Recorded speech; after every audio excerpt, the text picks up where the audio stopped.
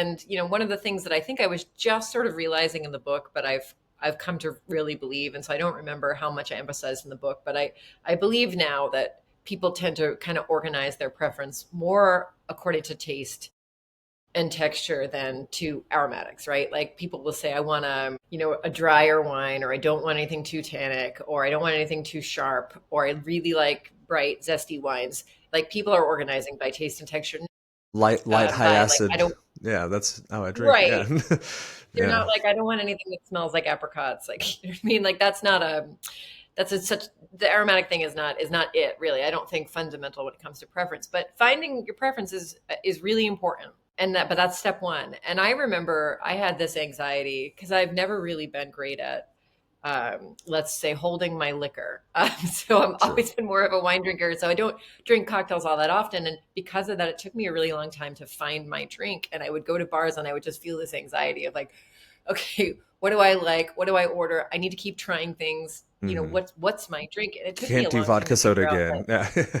Yeah, Yeah. exactly. Like it just took me a long time to figure out that, oh, okay, what I like are like high acid gin based drinks. Like I don't like Negronis. I don't like this other stuff I'm supposed to like. I like high acid gin. Like give me a bee's knees all day, or whatever. So, but now that I figured that out, now I can focus on quality, both within and without the preference mindset. So I can now, like, when tasting gin and tonics, know the difference between a really good one and a not so good one, right? And things like that. So with wine, I think when you kind of graduate after you figure out what you like, which is great, your palate, the more your palate matures, the more you can kind of say, okay, well, my preference is maybe less important in this moment than being able to recognize relative quality within a category, even if it's not my fave.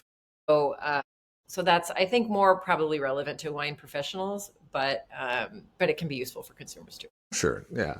And I mean, it is part of the whole journey of learning to love wine and interact with wine is dealing with wine when you're with others. And you are often going to find yourself in situations where not everyone's going to like low alcohol, high acid white wines like me. Like most people like reds. And so when I go over to people's houses or I'm splitting a bottle, it's like, where can we find an in between ground where we're both going to be happy?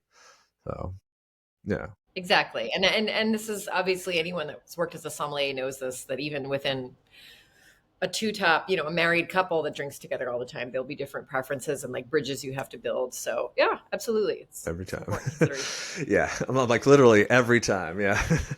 uh, one of the big things that you always mention in the book, or at least kind of point to, is the need to try a bunch of different things to expand your palate, to get that familiarity.